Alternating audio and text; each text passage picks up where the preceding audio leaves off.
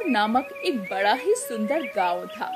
वैसे तो उस गांव में सब कुछ बहुत अच्छा था, परंतु उस गांव में एक नदी बहा करती थी, जिसे लोग मायावी नदी कहकर पुकारा करते थे। आखिर क्या है उस नदी का रहस्य? क्यों वो नदी लोगों की आंखों की रोशनी ले आया करती थी? आइए जानते हैं इस कहानी में।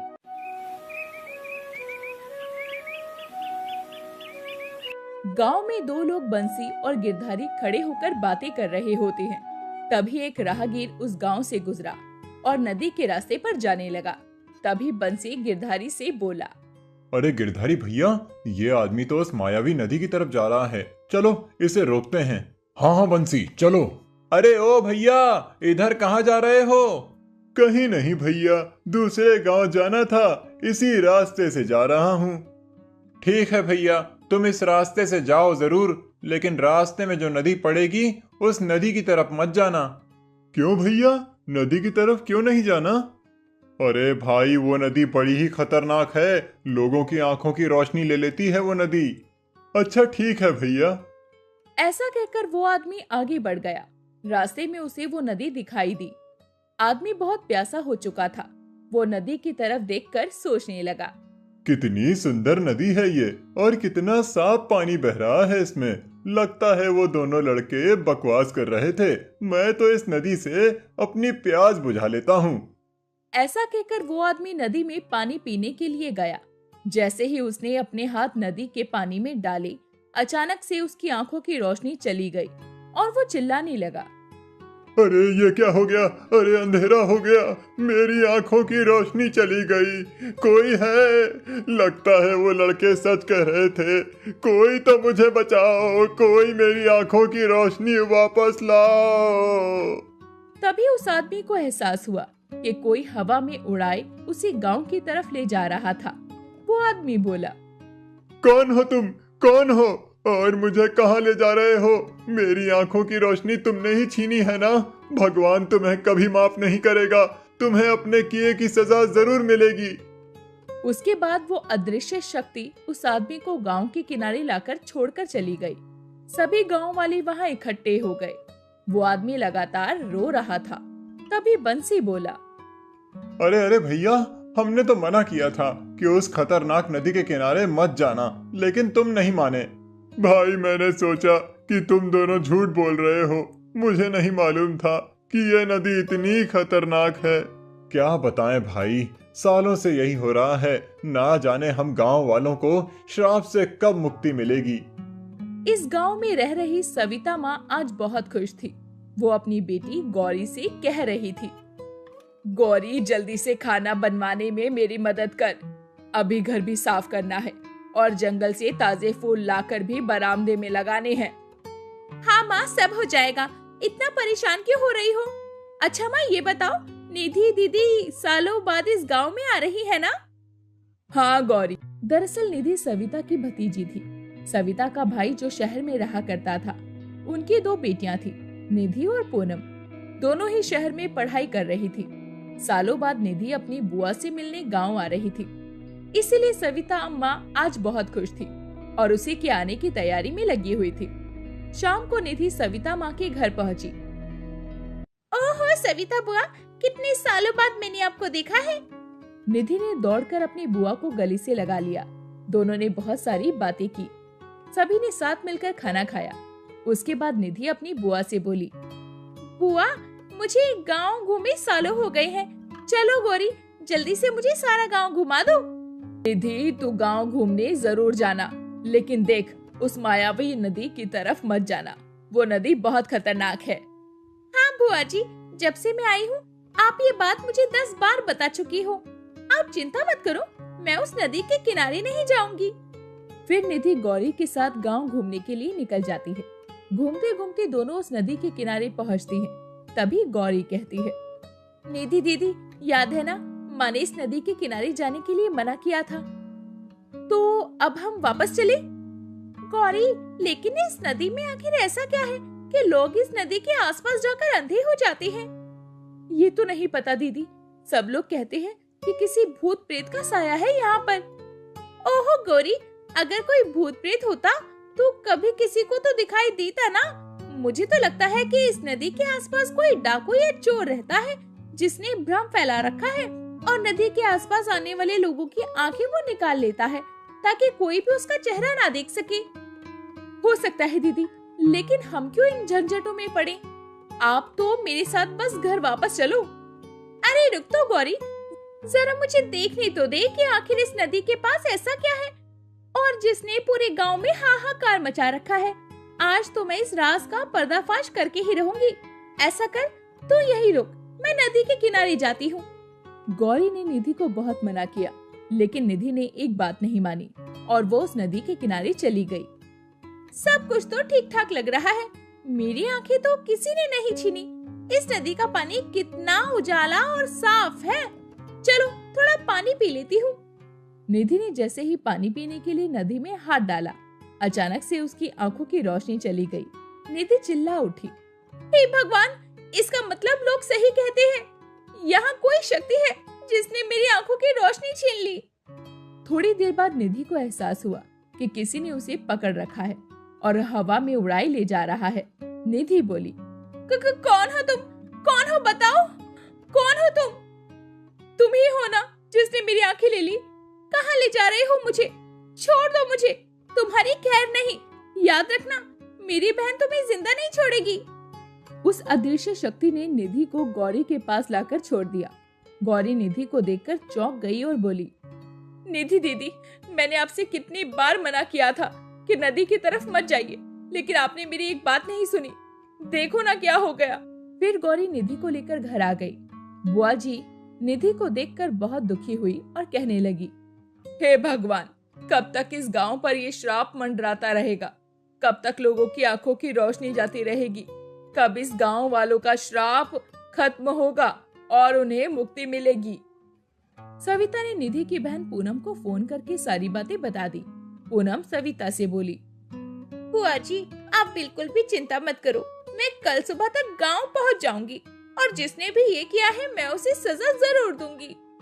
अगले दिन सुबह सुबह पूनम सविता के घर पहुंच गई। दरअसल पूनम ने तंत्र मंत्र विद्या की पढ़ाई की हुई थी। पूनम एक तांत्रिक थी। पूनम ने पहले तो सारी बातें सुनी, उसके बाद पूनम बोली, तू चिंता मत करनी थी, मैं आ गई हूँ। मैं उसे जिंदा नहीं छोड़ूंगी जिसने तेरी आंखों की रोशनी ली है। आप लोग मुझे नदी के किनारे लेकर चलिए। अब मैं आ गई हूँ ना, मेरे होते हुए अभी किसी को कुछ नहीं होगा। हाँ बेटा, तू सच कह रही है। शायद इस गांव को तेरा ही इंतजार था, बरसों से। शायद तू ही इन गांव वालों को इस मायावी शक्ति से मुक्ति दिला सकती है। चल आ, मैं तुझे उस नदी के किनारे लेकर चलती हूँ। वो लोग नदी के किनारे पहुँचते हैं। पूनम वहाँ पर कुछ मंत्र पढ़ती है। उसे एहसास हो जाता है कि नदी के आसपास कोई साया है। उसके बाद पूनम वहाँ पर एक गोला बनाती है और उस गोले में बैठकर वो मंत्र पढ़ने लगती है। पूनम जैसे ही अपने मंत्र खत्म करती है, वहाँ पर एक सफेद रंग की बहुत खूबसूरत परी सामने आ जाती है। सविता और गौरी उस परी को देखकर चौंक जाते हैं। पूनम अगला मंत्र पढ़कर उस परी को बांध देती है और फिर कहती है, अच्छा, तो वो तुम हो जो लोगों की आंखों की रोशनी छीन रही हो। अरे तुम तो दिखने में बहुत खूबसूरत हो, लेकिन कर्म तुम्हारे बहुत खराब है और तुम इन कर्मों की सजा जरूर भुगतोगी। आज मैं तुम्हें जिंदा नहीं छोड़ूंगी, तुम्हें जलाकर भस्म कर दूंगी। अगर तुम्हें मुझे जलाकर भस्म करना है तो तुम कर दो, लेकिन याद रखना, इससे तुम्हारी समस्या नहीं सुलझेगी, क्योंकि असली मुजरिम मैं नहीं कोई और है। तो बताओ मुझे, असली मुजरिम कौन है? असली मुजरिम मेरी छोटी बहन काली परी है।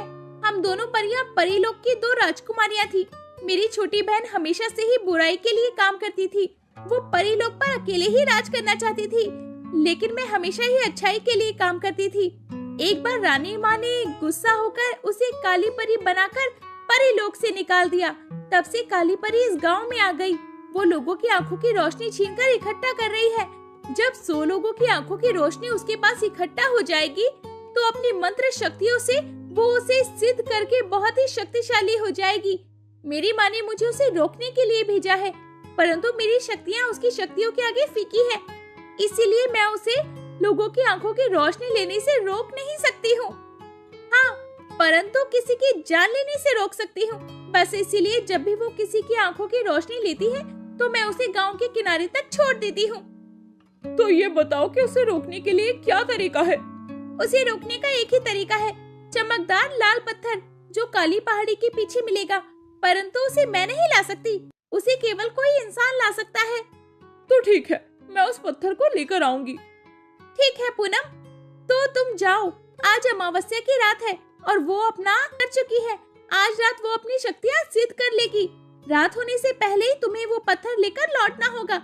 बस एक बात याद रखना कि तुम्हें डरना नहीं है, मैं तुम्हारा इंतजार करूंगी। सविता और गौरी ने पूनम के साथ जाने की जिद की, लेकिन पूनम ने ये कहकर मना कर दिया कि वो अकेली ही काफी है। पूनम काली पहाड़ी की तरफ निकल पड़ी। जल्दी ही वो पहाड़ी के पास पहुंच गई। पूनम ने देखा कि काली पहाड़ी के पीछे एक बड़ा सा पत्थर रखा है और उसके ऊपर एक छोटा सा पत्थर चमक रहा है। यही वो पत्थर है जिसे मुझे लेकर जाना होगा। पूनम उस पत्थर को उठाने के लिए आगे बढ़ी, लेकिन आगे बढ़ते ही उस पत्थर के सामने एक आग की नदी बहने लगी। पूनम रुक गई और सोचने लगी, हे भगवान, ये क्या? मैं पत्थर नहीं ले जा पाऊंगी। नहीं नहीं, भले ही मेरी जान चली जाए, लेकिन इस पत्थर को तो मैं ले जाकर ही रहूंगी। और हाँ, सफेद परी ने मुझसे कहा था कि चाहे कुछ भी हो जाए, मुझे डरना नहीं है। और यही सोचकर पूनम ने आग में कदम रख दिया। सारी आग अपने आप गायब हो गई। पूनम ने पत्थर उठा लिया और गांव की तरफ लौट गई। जल्दी ही पूनम परी के सामने आ गई। पूनम ने परी को पत्थर दिया और बोली, ये रहा तुम्हारा पत्थर, अब बताओ कि क्या करना है। सफेद परी ने पूनम के कानों में कुछ कहा। उसके बाद एक हाथ में पत्थर लेकर पूनम नदी की तरफ आगे बढ़ी। पूनम ने अपना एक हाथ नदी के पानी में डाला और दूसरे हाथ में पत्थर रखा। तभी नदी के पानी के अंदर से काली परी आंखों की रोशनी छीनने के लिए आई। जैसे ही उसकी नजर पत्थर पर पड़ी, वो चिल्ला उठी। काली परी अंधी हो गई और नदी के बाहर आ गई और चिल्लाने लगी, हाय मेरी आंखें, क्या हुआ मेरी आंखों को? मेरी आंखें कैसे चली गई? पूनम ने अपनी मंत्र शक्तियों से काली परी को कैद कर लिया और फिर वो बोली, तुम्हारी आंखें चली गई तो तुम्हें दर्द हुआ, और जो तुमने इतने सारे लोगों की आंखें ली उसका क्या? आज तुम्हें उन सबकी आंखों की रोशनी छीनने की सजा मिलेगी। नहीं पूनम, तुम इसे सजा नहीं दोगी, इसे सजा रानी परी देगी, मौत की सजा। मैं इसे परी लोक लेकर जाऊंगी, रानी परी के हवाले कर दूंगी। पूनम, तुमने बहुत अच्छा काम किया है, तुमने हिम्मत दिखाई और इस गांव को हमेशा के लिए श्राप मुक्त कर दिया। और हाँ, काली परी कैद हो गई, इसलिए मेरी शक्तियाँ बढ़ गई। मैं तुम्हारी बहन की आंखें वापस लौटा रही हूँ। सफेद परी ने जादू किया और निधि की आंखों की रोशनी वापस आ गई। वो लोग बहुत खुश हो गए। फिर निधि ने पूनम को धन्यवाद दिया। सभी लोग बहुत खुशी खुशी अपने घर लौट आए और अब वो नदी मायावी नदी नहीं, बल्कि एक उजली नदी के नाम से प्रसिद्ध हो गई। विक्रमगढ़ नामक गांव में राजू नाम का एक मछुआरा अपनी पत्नी के साथ रहा करता था। राजू तालाब से मछलियां पकड़कर उन्हें बाजार में बेचकर अपने घर का खर्चा चलाया करता था। राजू की पत्नी उसे हमेशा ही पैसों को लेकर झगड़ा किया करती। आज भी राजू को मछलियां बेचकर केवल 10 रुपए ही मिले थे। राजू उन 10 रुपयों को लेकर अपनी पत्नी मीरा के हाथों में देते हुए बोला, ये लो मीरा, आज भी 10 रुपए ही मिल पाए मुझे। बाजार इतना मंदा है कि ज्यादा पैसे ही नहीं मिल पा रहे। तुम्हारा तो रोज का हो गया है। अब 10-12 लाकर मेरे हाथ में दे देते हो और बोलते हो खर्चा चलाओ। ऐसा भी भला कहीं होता है? शादी को 3 साल हो गए हैं, ना तो अच्छा खाना मिलता है और ना ही अच्छे कपड़े, और सोने चांदी और जेवर की बात तो छोड़ ही दो। मेरी तो किस्मत ही खराब हो गई जो तुम्हारे जैसे पति के साथ मुझे जीवन गुजारना पड़ रहा है। अगले दिन राजू अपने जाल को लेकर तालाब के किनारे पहुंचता है तो वो देखता है कि वहाँ पर सभी मछुआरे आपस में बात कर रहे थे। भाई, इस तालाब में तो मछलियां ही खत्म होती जा रही हैं। भला हम मछुआरों का काम कैसे चलेगा? हाँ भाई, सही कहते हो। लगता है अब दूसरा तालाब ढूंढना पड़ेगा। राजू आगे बढ़कर जल्दी से जाल डालता है और मन ही मन सोचता है, आज तो मैं बड़ा ही लेट हो गया। इन सब ने सारी मछलियां पकड़ ली होंगी। अब मैं क्या करूं? आज तो राधा मुझे कच्चा ही खा जाएगी। राजू काफी देर तक मछली का जाल डाले बैठा रहता है, लेकिन 4-5 मछलियां ही उसके जाल में फंसती है। राजू उन 4-5 मछलियों को लेकर बाजार पहुंचता है और काफी देर बैठा रहता है। एक ग्राहक आया और बोला, अरे भैया, मछलियाँ कितने रुपए किलो दी? 5 रुपए किलो दी है भैया। ले लो। तुम्हारी मछलियाँ इतनी भी अच्छी नहीं हैं, थोड़ा कम करो। ठीक है भैया, तो 4 में ही ले लो। नहीं नहीं, मैं 3 ही दूंगा सारी मछलियों के। देना है तो दे दो। अच्छा भाई, तो ले लो। वैसे भी शाम हो गई है और मुझे घर भी जाना है। राजू मछली बेचकर घर पर आ जाता है। उसे देखकर मीरा बोली, अरे आ गए आप। मैं तो कब से आपका इंतजार कर रही थी। जरूर आज आप ज्यादा मछलियाँ बेच कर आए हैं और ज्यादा पैसे लाए होंगे, तभी तो आपको आने में इतनी देर लग गई। नहीं नहीं मीरा, बल्कि आज तो मुझे मछलियाँ मिली ही नहीं, और जो थोड़ी सी मछलियाँ मिली थीं, वो बहुत दुबली पतली थीं। उन्हें बेचकर ये बस 3 रुपए हाथ आए हैं। हे भगवान, सत्यानाश हो। मुझे तो पहले ही मालूम था कि आपसे कुछ नहीं होने वाला है। कान खोलकर सुन लो, अगर तुम कल ज्यादा मछलियाँ पकड़कर उन्हें बेचकर ज्यादा पैसे नहीं लेकर आए तो मैं अपने मायके चली जाऊंगी। आज तो मैं खाना भी नहीं बनाने वाली हूँ। बेचारा राजू भूखा सो गया और अगले दिन वो सुबह जल्दी उठा और अपने आप से बोला, आज तो मैं सबसे पहले तालाब पहुंचूंगा, ताकि मुझसे पहले कोई मछलियां ही ना पकड़ पाए, और मैं सबसे ज्यादा मछली पकड़ लूंगा। ये सोचकर राजू घर से बाहर निकला तो देखा कि अभी सूरज नहीं निकला था और अंधेरा ही था। फिर राजू सोचने लगा, अरे रे, अभी तो अंधेरा है। ऐसा करता हूँ, सो जाता हूँ। नहीं नहीं, अगर मैं सो गया तो मेरी नींद लग जाएगी और मछुआरे पहले ही तालाब पर पहुंच जाएंगे, इसीलिए मुझे अभी ही जाना होगा। और यही सोचकर राजू अपना जाल लेकर अंधेरे में ही तालाब की तरफ निकल पड़ा। चलते चलते अंधेरे की वजह से राजू रास्ता भूल गया और दूसरे रास्ते पर चल पड़ा। काफी दूर चलने के बाद अब सुबह भी हो चुकी थी। राजू को एहसास होता है कि वो गलत रास्ते पर है। तभी राजू चौंक जाता है और कहता है, अरे अरे, ये मैं कहाँ आ गया? ये तो तालाब का रास्ता नहीं है। चलते चलते राजू एक तालाब के किनारे पहुंच जाता है। राजू तालाब को देखता है और मन में सोचता है, ये वो तालाब तो नहीं लगता जिसमें मैं रोज मछलियाँ पकड़ता हूँ, और इस तालाब में तो कोई भी दिखाई नहीं दे रहा। चलो कोई बात नहीं, आज मैं इसी तालाब की मछलियाँ पकड़ लेता हूँ। और ये सोचकर जैसे ही राजू तालाब में जाल डालता है तो उसे जाल बहुत भारी लगता है और राजू सोचता है, अरे वाह, लगता है कोई बहुत बड़ी मछली फंसी है। राजू पूरी ताकत लगाकर जाल को तालाब से बाहर निकालता है तो देखता है कि उसमें एक जल परी फंसी हुई थी। राजू उसे देखकर चौंक जाता है।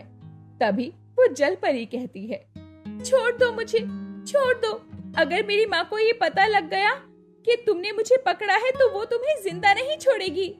मुझे माफ करना, तुम इस जाल में गलती से फंस गई। मैं तुम्हें अभी छोड़ देता हूँ। ये कहकर राजू जाल से जलपरी को बाहर निकालने की कोशिश करता है, लेकिन वो जाल खुलता ही नहीं। इस पर राजू कहता है, अरे ये क्या, ये जाल तो खुल ही नहीं रहा। रुको, मैं इसे काट देता हूँ। राजू अपनी जेब से छुरी निकालता है और उस जाल को काटकर उस जलपरी को बाहर निकालता है। नन्ही जलपरी वहाँ से भाग जाती है। फिर राजू अपने जाल को देखता है और रोने लगता है, साथ ही कहता है, एक ही तो जाल था मेरे पास जिससे मैं मछलियां पकड़ा करता था। अब वो जाल भी कट गया। अब मैं क्या करूं? लगता है मुझे भूखे ही मरना पड़ेगा। नन्ही जलपरी राजू की बात सुन रही थी। वो राजू के पास आई और बोली, मैंने तुम्हारी सारी बातें सुन ली है, तुम रो मत, मैं तुम्हारी मदद करूंगी। उसके बाद नन्ही जलपरी उसे एक सुनहरा जाल देती है और कहती है, ये लो, इस सुनहरे जाल को तालाब में डालो। राजू ने सुनहरा जाल तालाब में डाला। जब उसे खींचा तो उसमें बहुत सारी छोटी छोटी रंग बिरंगे पत्थर थे। ये देखकर राजू और उदास हो गया और बोला, मैं भला इन पत्थरों का क्या करूंगा? अब तुम रहने दो, मुझे पहले ही बहुत देर हो चुकी है। अब मुझे चलना चाहिए। नहीं राजू, तुम पत्थरों को अपने साथ ले जाओ और इन्हें रात भर के लिए पानी में डुबोकर रख देना। अगले दिन ये सारे पत्थर मछलियाँ बन जाएंगे और फिर तुम इन्हें बाजार में बेच देना। और हाँ, कुछ पत्थर अपने पास बचा कर रख लेना। अगली बार जब तुम्हें इस तालाब पर आना होगा तो उन पत्थरों को उछाल देना। वो पत्थर तुम्हें इस जादुई तालाब का रास्ता दिखा देंगे। राजू उन पत्थरों को लेकर घर पहुंचा और अपनी पत्नी को सारी कहानी सुना दी। जादुई पत्थर, ठीक है, इसे रात भर रखकर देखते हैं कि मछली में बदलते हैं या नहीं। फिर वो लोग उन पत्थरों को रात भर के लिए पानी में रख देते हैं और सो जाते हैं। सुबह जब राजू और उसकी पत्नी मीरा उठकर देखते हैं तो सारे पत्थर सुंदर सुंदर मछलियों में बदल चुके थे। राजू की पत्नी मीरा बहुत खुश होती है और कहती है, अरे वाह, इतनी सुंदर सुंदर मछलियाँ, आज तो तुम्हें इन मछलियों के बहुत अच्छे दाम मिलेंगे। हाँ मीरा, मैं अभी बाजार जाता हूँ और इन मछलियों को बेच कर आता हूँ। मछलियों को लेकर राजू बाजार जाता है। बाजार में उसकी मछलियाँ सबसे खूबसूरत और सबसे अच्छी और ताजी थी, इसीलिए जल्दी जल्दी से उसकी सारी मछलियाँ अच्छे दामों पर बिक जाती है। राजू पैसे लेकर घर आता है और अपनी पत्नी को सारी बात बताता है। इस पर उसकी पत्नी बोली, ये तो सचमुच कमाल हो गया, हमें जादुई तालाब मिल गया। ऐसा करो, तुम फिर से उस जादुई तालाब के पास जाओ और इस बार वहाँ से मछलियाँ नहीं बल्कि सोने और चांदी मांगना। मुझे यकीन है कि ये सब तुम्हें जरूर मिलेगा। राजू मना करता है, लेकिन उसकी पत्नी नहीं मानती। उसके बहुत जिद करने पर राजू तालाब की तरफ निकल पड़ता है। फिर राजू पत्थरों को उछालता है और हवा में उछलते ही पत्थर तालाब की तरफ बढ़ने लगते हैं। उनका पीछा करते हुए राजू भी तालाब के किनारे पहुंच जाता है और पेड़ के नीचे उदास बैठ जाता है। तब वो नन्ही जलपरी फिर से आती है और उसके रोने का कारण पूछती है। इस पर राजू उसे सारी बात बताता है और फिर नन्ही जलपरी कहती है, बस इतनी सी बात, ठीक है, तुम अपना सुनहरा जाल फिर से तालाब में डालो और जो पत्थर आए उन्हें पानी में डुबोकर रख देना। अगले दिन वो सोने और चांदी में बदल जाएंगे। और हाँ, उनमें से कुछ पत्थर अपने पास बचाना मत भूलना। वही पत्थर तुम्हें अगली बार इस जादुई तालाब का रास्ता दिखाएंगे, वरना तुम यहाँ तक नहीं पहुँच पाओगे। और फिर राजू ऐसा ही करता है। वो घर पहुंचकर अपनी पत्नी को सारी बात बताता है। फिर वो लोग उस पत्थर को रात भर पानी में भिगोकर रखते हैं। सुबह वो पत्थर जादू से सोने और चांदी में बदल जाते हैं। अरे वाह, ये तो कमाल हो गया, अब तो हम अमीर बन जाएंगे। राजू की पत्नी ने उन सोने और चांदी को बेच दिया और अपने लिए एक बड़ा सा घर और सुख सुविधा की सारी चीज खरीद ली। लेकिन तब भी राजू की पत्नी का लालच खत्म नहीं हो रहा था, बल्कि वक्त के साथ बढ़ता जा रहा था। इस बार राजू की पत्नी ने राजू से फिर से जिद की और कहा, सुनो, मैं सोच रही थी कि वो जादुई नन्ही मछली जिसने हमें इतना सब कुछ दिया है, अगर तुम उसी को अपने घर ले आओ तो हम इस दुनिया में सबसे अमीर बन जाएंगे। तुम पागल हो गई हो क्या? ये क्या कह रही हो? ऐसा कभी नहीं हो सकता। अरे क्यों नहीं हो सकता? तुमने पहली बार जब जाल डाला था तब वो जादुई मछली तुम्हारे जाल में फंसी थी, तभी तुम्हें उसे यहाँ ले आना चाहिए था। इससे हम दुनिया में सबसे अमीर हो जाते। लेकिन तुम तो हो ही मूर्ख। और अब तुम कान खोलकर सुन लो, मैं आज के बाद एक भी दाना नहीं खाऊंगी और न ही एक घुट पानी पीऊंगी। अगर तुम उस जलपरी को पकड़कर नहीं लाए तो मैं यूं ही अपनी जान दे दूंगी, समझे तुम? अब इसी तरह पूरे 2 दिन बीत गए। मीरा ने ना तो खाना खाया और ना ही पानी पिया। राजू मीरा की जिद के आगे मजबूर हो गया। उसने कुछ बचे हुए पत्थरों को उछाला और उनका पीछा करते हुए तालाब के किनारे पहुंच गया। इस बार फिर से पेड़ के नीचे मायूस बैठ गया। जब नन्ही जलपरी उसके पास आई और उसका हाल पूछा, तब उसने सुनहरे जाल को नन्ही परी के ऊपर डाल दिया। नन्ही परी उस जाल में फंस गई और बोली, अरे ये क्या मेरे दोस्त, तुमने मुझ पर जाल क्यों डाला? माफ करना दोस्त, मेरी बीवी ने खाना पीना छोड़ दिया है। उसका कहना है कि मैं तुम्हें घर ले आऊं। अगर मैंने ऐसा नहीं किया तो वो भूखे रहकर अपनी जान दे देगी। लेकिन ये तो धोखा है और तुम्हें मेरे साथ ऐसे धोखा नहीं करना चाहिए। पर इसमें तुम्हारी भी क्या गलती है? ले चलो मुझे अपने घर, लेकिन इसके बाद जो होगा उसकी जिम्मेदार तुम होगी, मैं नहीं। राजू उस नन्ही जलपरी को लेकर अपने घर की तरफ निकल पड़ा। उसे लाकर अपनी पत्नी के हाथ में दिया। उसे देखकर मीरा बहुत खुश हुई और बोली, अरे वाह नन्ही जलपरी, ये तो बहुत खूबसूरत है। नन्ही जलपरी, अब तुम मेरी सारी इच्छाएं पूरी करोगी। और ये कहकर मीरा ने नन्ही जलपरी को एक बर्तन में रख दिया। दूसरी तरफ जब नन्ही परी कुसुम की माँ नताशा अपनी सहेलियों के साथ तालाब पर पहुंची तो कुसुम को ना पाकर चौंक गई। फिर उसने आंखें बंद करके अपनी जादुई शक्तियों से पता लगा लिया कि कुसुम कहाँ है और सारी कहानी क्या है। परी अपनी शक्ति से पलक झपकते ही राजू के घर पहुंच गए और उसे देखते ही राजू और उसकी पत्नी दोनों चौंक गए और राजू बोला, अगर मैं गलत नहीं हूँ तो आप नन्ही जलपरी की माँ हैं? हाँ राजू, मैं कुसुम की माँ हूँ और तुमने कुसुम के साथ बहुत बड़ा धोखा किया है। तुमने क्या सोचा था कि मैं अपनी बेटी को ढूंढते हुए तुम्हारे पास नहीं पहुँचूंगी? मुझे माफ कर दीजिए, मैंने अपनी पत्नी के दबाव में आकर ये सब कुछ किया है। मुझे ये सब कुछ नहीं करना चाहिए था। राजू, तुम अपनी पत्नी के दबाव में आकर जहर तो नहीं खा लेते ना। पत्नी का प्रेम अच्छा है, लेकिन उसकी हर बात आंख बंद करके मान लेना तो गलत है और तुम दोनों को ही इसकी सजा मिलनी चाहिए। मैं अपनी बेटी कुसुम को यहाँ से लेकर जा रही हूँ, लेकिन ये सारा जादू भी अपने साथ ले जा रही हूँ जो कुसुम ने तुम्हें दिया था। ये कहकर नताशा नन्ही परी को उठाकर वहाँ से चली जाती है। नताशा के जाते ही उसका सारा जादू भी खत्म हो जाता है और राजू और मीरा वापस अपनी पुरानी झोपड़ी में आ जाते हैं। देखा दोस्तों, लालच का अंजाम हमेशा बुरा ही होता है। इस कहानी से हमें ये शिक्षा मिलती है कि हमें अपने जीवन में कभी भी बहुत ज्यादा लालच नहीं करना चाहिए। किसी गांव में श्यामू और रामू नाम के दो भाई रहा करते थे। दोनों के माता पिता ने दोनों के नाम पर खेतों को बराबर हिस्सों में बांट दिया था। दोनों की शादी हो चुकी थी और दोनों की ही पत्नियों में आपस में बिल्कुल भी नहीं बनती थी। अरे दीदी, क्या बताऊं, आजकल तो ना घर में पैसा है और ना ही खाने को दाना। अरे देवरानी जी, उतना ही फेंको जितना समेट सको। कल ही तो तुम्हारे घर पकवान बनने की महक उड़ रही थी और देवर जी भी कह रहे थे कि तुम्हारा कल जलेबी खाने का मन था, इसीलिए हलवाई से खास घी वाली जलेबी तुम्हारे लिए बनवाई गई। अरे दीदी, वो तो जाने कितने दिन पुरानी बात हो गई है। अरे हाँ हाँ, सदियों बीत गए हैं ना जैसे। अरे आपसे तो बात ही करना बेकार है। अरे बात करो, कोई समस्या नहीं, लेकिन ये रागल आपने मत आया करो। रामू की पत्नी उठकर अपने घर आ जाती है और रामू ने उसे परेशान देखा तो पूछा, क्यों उदास हो?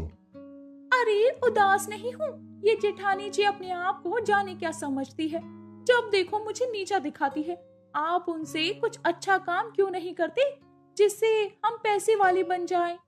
हाँ, सोच रहा हूँ खेत बेच दूं। बेवजह की मेहनत और हाथ कुछ आता नहीं। सही कहा, उसके बाद हम शहर जाएंगे। हाँ, अब मैं खेतों पर जाता हूँ।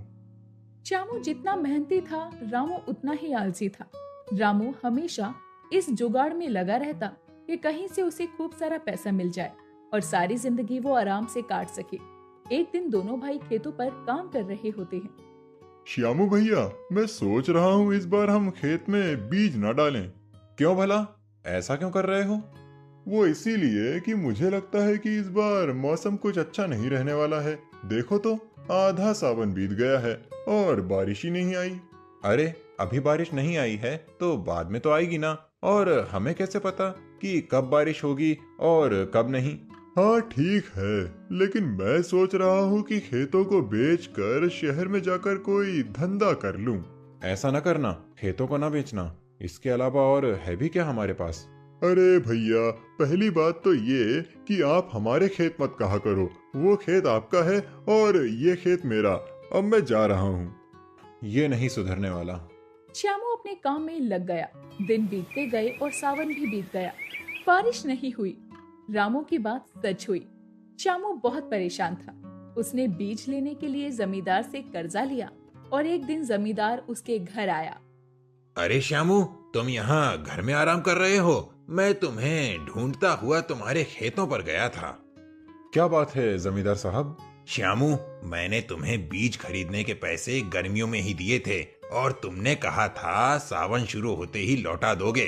अब तो सावन भी निकल गए।